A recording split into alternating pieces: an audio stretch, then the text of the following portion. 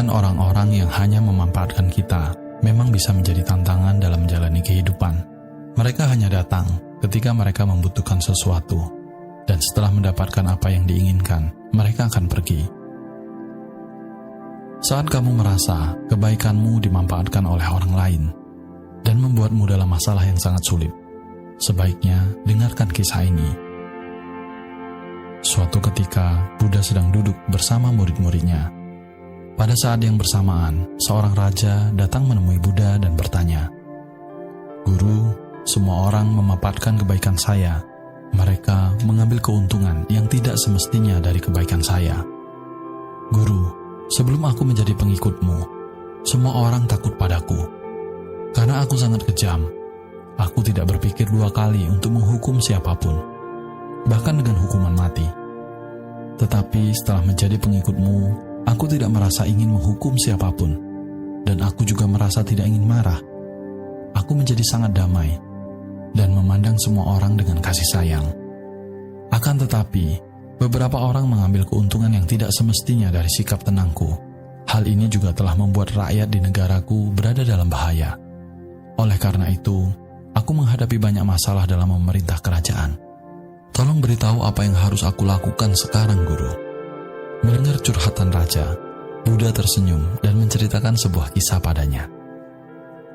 "Oh Raja, cerita ini akan membuka pandanganmu dan dapat menyelesaikan masalahmu.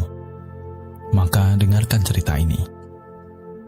Pada suatu masa, hiduplah seekor ular berbisa di sebuah lubang di bawah pohon besar. Pohon itu berada di sudut lapangan dekat sebuah desa. Ular itu menyerang penduduk, walaupun dengan provokasi sekecil apapun. Bahkan banyak yang mati karena gigitan ular tersebut. Maka dari itu, penduduk desa menjadi takut mendekati pohon itu karena takut pada ular. Suatu hari, seorang biksu sedang melewati desa dan melihat pohon yang indah ini. Lalu dia memutuskan untuk bermeditasi di bawah pohon tersebut. Sebelum dia melanjutkan perjalanan, beberapa penduduk desa yang sedang menggembala kerbau melihat biksu itu dan memperingatkannya tentang ular itu. Mereka mengatakan kepada biksu bahwa ular ini sangat berbahaya, sehingga siapapun yang mendekat, dia akan menggigitnya. Namun, biksu itu hanya tersenyum dan terus berjalan menuju pohon tempat ular itu berada. Penduduk desa pergi dari sana. Saat biksu duduk untuk bermeditasi, ular itu keluar dari lubangnya sambil mendesis marah dan siap untuk menggigit. Lalu biksu itu mengucapkan mantra, menatap langsung ke mata ular itu, dan secara ajaib, ular itu mulai percakapan dengannya. Ular itu berkata kepada biksu, "Hai pria jangkung, apakah engkau tidak takut padaku? Apakah kamu tidak tahu bahwa ini adalah wilayahku, dan tidak ada yang berani datang ke sini?" Biksu itu berkata dengan welas asih, "Sahabatku, apa yang perlu ditakutkan dalam hal ini? Saya tidak takut pada apapun. Saya tidak takut pada kematian. Saya juga tidak takut pada kehidupan. Lalu mengapa saya harus takut padamu? Sebenarnya, kamulah yang takut dibunuh. Itu sebabnya kamu menggigit banyak orang." Ular itu tercengang mendengar jawaban dari biksu itu, karena hingga saat ini, dia hanya bertemu dengan orang-orang yang mencoba membunuhnya atau melarikan diri karena takut padanya.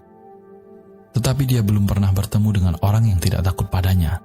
Ular itu pun lantas melingkari dirinya di kaki sang biksu itu dan berkata, "Tuan, Anda benar, apapun yang telah saya lakukan sampai hari ini. Saya melakukannya untuk menyelamatkan hidup saya. Jika saya tidak melakukan ini, orang akan membunuh saya." Lalu biksu itu menjawab, "Kamu benar, tetapi sahabatku, ingatlah suatu hal ini. Hidup akan berakhir suatu hari nanti. Oleh karena itu tidak pantas kita membunuh. Lepaskanlah keterikatan hidupmu dan penuhi dengan cinta untuk makhluk lain." Setelah mengatakan ini, biksu itu pergi dari sana.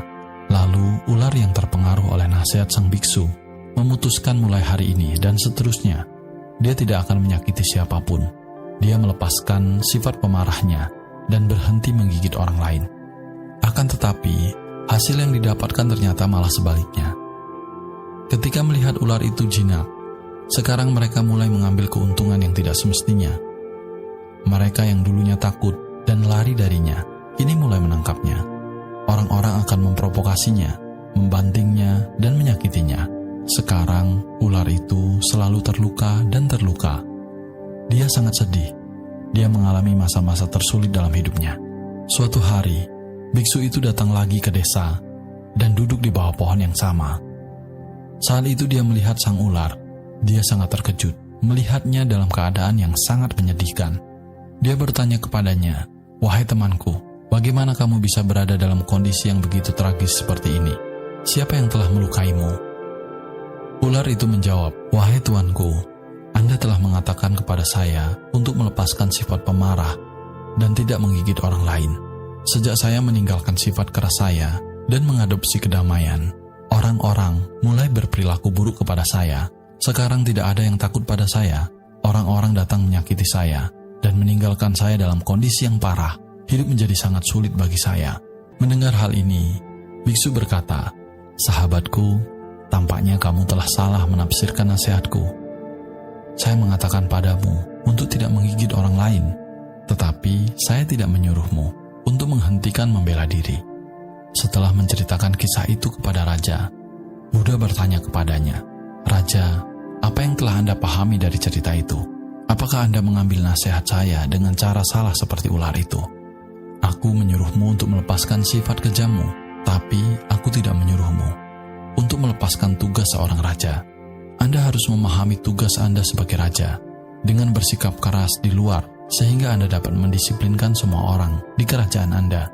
Anda tetap harus menjaga proses keadilan di negara dengan bersikap keras sehingga rakyat dapat hidup dengan damai dan merasa aman di kerajaan Anda. Oleh karena itu, Anda harus memerintah seperti seorang biarawan dari dalam dan seperti seorang raja dari luar."